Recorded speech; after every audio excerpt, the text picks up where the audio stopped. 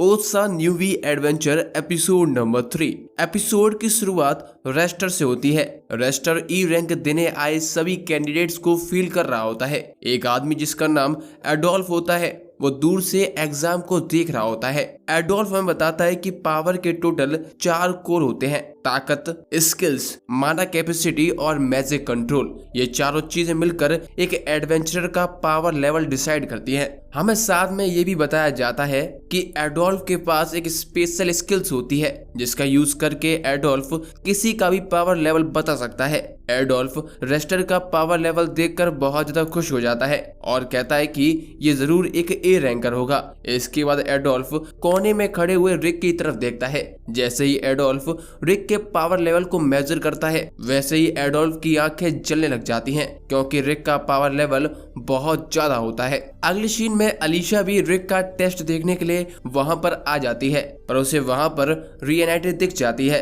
रिक और रेस्टर के बीच कंपटीशन तो बाद में होता है, पर यहाँ पर रीयूनाइटे और अलीशा के तरबूज एक दूसरे को कड़ी टक्कर दे रहे होते हैं। आगे रीयूनाइटे अलीशा को अपनी पार्टी के साथ टेस्ट देखने के लिए इनवाइट करती है। अलीशा जैसे ही एस-सॉर्क को देखती है वो थोड़ा डर जाती है कि आखिर एक ऑर्क यहाँ क्या कर रहा है। आगे मिजेट पहले रीयूनाइटे को अपने पास बैठने के लिए कहता है, पर रीयूनाइटे मना कर देती है। इसके बाद जैसे ही मिजेट अलीशा के तरबूजों को देखता है तो वो अलीशा को अपने पास बैठने के लिए कहता है, पर रीयूनाइटे उसे अपने साथ ले जाती है। इसके बाद सभी लोग अपनी जगह पर सेटल हो जाते हैं, क्योंकि टेस्ट के लिए अगली बारी अब रिक की होती है। एस-सॉर्क रीयूनाइटे से पूछता है क्या रिक इस टेस्ट में पास हो पाएगा। इस पर रीयूनाइटे जवाब देती है, हाँ ये तो बड़ी आसानी से पास हो जाएगा। रीयूनाइटे की बात सुनकर अलीशा चौंक जाती है और कहती है कि रेस्टर एक ए रैंकर है, ये बहुत ही मुश्किल होने वाला है। इस पर एस-सॉर्क कहता है इसमें डरने वाली कोई बात नहीं है। आगे रेस्टर और रिक दोनों एक दूसरे के सामने होते हैं। रेस्टर कहता है कि तुम मेरे इलाइट्स गार्ड से बच गए, पर क्या ही कर सकते हैं, वो लोग बहुत ही कमजोर हैं, पर मैं ऐसा नहीं हूँ। ये सुनकर रिक कहता है वो तो मैं देख सकता हूँ, तुम मुझे पहले ये बताओ तुम आखिर एडवेंचरर क्यों बनना चाहते थे। इस पर रिक कहता है क्योंकि मुझ में टैलेंट था और अगर मैं एक हाई रैंकर एडवेंचरर बनता तो इससे मेरी फैमिली का नाम होता, पर अब मैं इस चीज से बोर हो चुका हूँ और बहुत ही जल्दी ये सब छोड़ दूंगा। रेस्टर का जवाब सुनकर रिक कहता है ठीक है, मैंने फैसला कर लिया है कि तुम जैसे लूजर से मैं हारने वाला नहीं हूँ। इसके बाद Rester first nature of magic का यूज करके आइस शॉट से हमला करता है, पर रिक बिना हिले उसे डॉज कर लेता है। रिक खुद को शांत करते हुए रीयूनाइटे की बात को याद करता है कि मुझे गुस्से में नहीं आना है और खुद को शांत रखकर रेस्टर को ऑब्जर्व करना है। इसके बाद Rester third nature of magic fire blast use करता है, पर रिक पर उसका भी असर नहीं होता। रिक को देखकर एलिसा थोड़ी डर जाती है, पर एस-सॉर्क उसे समझाता है कि हमने रिक को बहुत अच्छे से ट्रेन किया है। अगर कोई इंसान 20 साल की उम्र से खुद को ट्रेन करता तब जाके उसकी माना कैपेसिटी बढ़ती है, पर रिक ने 30 साल की उम्र में ट्रेनिंग चालू करी थी, इसीलिए रिक की माना कैपेसिटी बहुत कम है। इस चीज को काउंटर करने के लिए रिक ने अपनी बाकी 3 चीजों पर बहुत मेहनत की है। हमें पास्ट का एक सीन दिखाया जाता है जहाँ पर एस-सॉर्क रिक को एक जंगल से होकर पास के गांव जाने के लिए कहता है, लेकिन रिक के दोनों पैरों से 100 किलो के 2 बड़े गोले बंधे होते हैं जिनके साथ रिक को चलना होता है। इतना ही नहीं, इसके अलावा पूरे जंगल में बहुत ही खतरनाक जानवर होते हैं। इसके बाद हम फिर से प्रेजेंट में आते हैं। रेस्टर रिक पर फोर्थ नेचर ऑफ मैजिक का यूज करता है, पर उसका भी कुछ रिक पर असर नहीं होता। एस-सॉर्क अलीशा को बताता है कि मिजेट ने रिक को मैजिक की ट्रेनिंग दी थी, जबकि उसे पता था कि रिक के पास कोई ज्यादा माना कैपेसिटी नहीं है।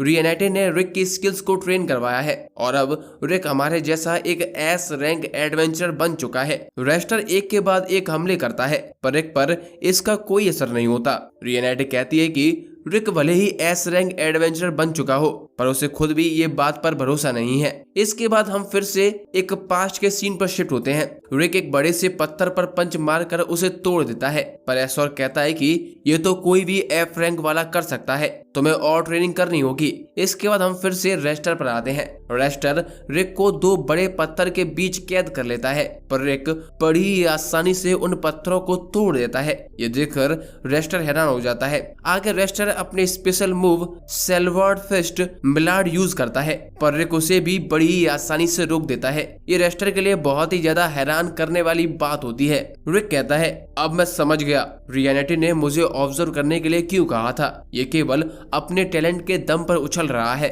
इसने कभी भी अपने स्किल्स को पॉलिश नहीं किया है। मैं कभी भी ऐसे इंसान से नहीं हार सकता हूँ। आगे रेस्टर अपना कंप्लीट फ्लेम मैजिक यूज करता है, पर रिक उसे एक हाथ से ही रोक लेता है। मैजिक कहता है, रिक के पास भले ही माना कैपेसिटी कम हो, पर रिक का कंट्रोल बहुत ज्यादा अच्छा है। ये तो रिक के 0.01% के बराबर भी नहीं था। आगे रेस्टर तेजी के साथ रिक पर हमला करता है, पर रिक जैसे ही रेस्टर को पंच मारने वाला होता है, रेस्टर अपनी बॉडी स्टील की बना लेता है, जिससे रेस्टर बच जाता है। आसपास के सभी लोग ये देखकर हैरान हो जाते हैं और बहुत ही ज्यादा दंग रह जाते हैं। यहाँ तक कि रेस्टर भी अब रिक की पावर को एक्नॉलेज करने लगता है, पर अभी भी रेस्टर को ये सब इत्तेफाक लग रहा होता है।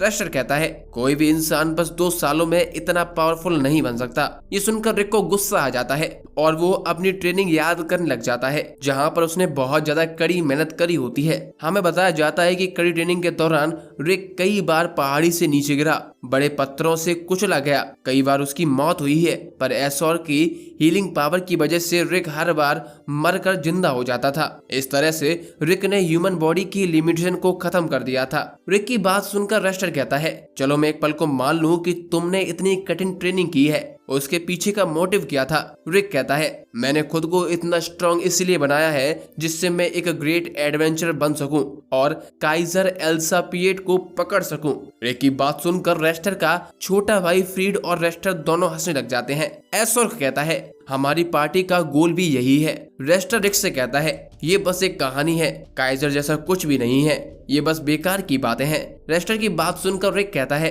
तुम नहीं समझोगे, वैसे भी तुम्हें इससे क्या करना है। रेस्टर कहता है, ठीक है, मैंने बहुत बकवास सुन ली तुम्हारी। ऐसा बोलकर Rester 7th nature of magic use करता है। इसके बाद जमीन से कुछ जड़ें निकल कर आती हैं जो रिक को पकड़ लेती हैं। इसके बाद Rester 8th nature of magic use करता है।